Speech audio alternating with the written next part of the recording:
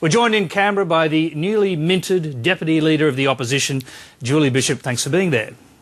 Good evening, Tony. I support the highest standards in accountability and transparency in government. Mr Rudd has set the bar very high and will certainly be holding his ministry to account.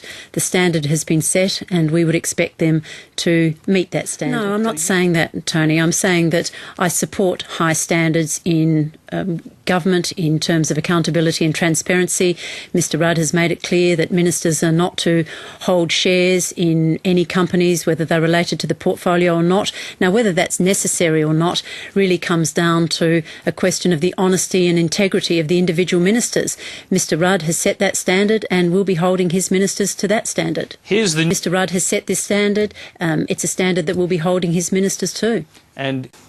Well, let's see how the government performs according to this code of conduct. Mr Rudd has set a high standard. I support high standards in accountability and transparency terms and will certainly be holding his ministers to that standard. Interests, people do disclose potential or perceived conflicts of interest or actual conflicts of interest. So it's not as if there isn't accountability there now. There is.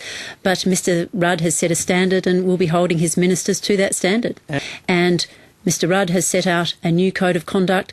Much of it is replicated in the current code. It also reflects a great deal of what is already required of ministers. But he's set a standard and will hold his ministers to that standard. But as I say, leopards obviously do change their spots. Well, your own industrial relations policy, but we will have to leave you there. We thank you for taking time to talk to us tonight. We'll see you again in 2008. I hope so, Tony. It's been a pleasure.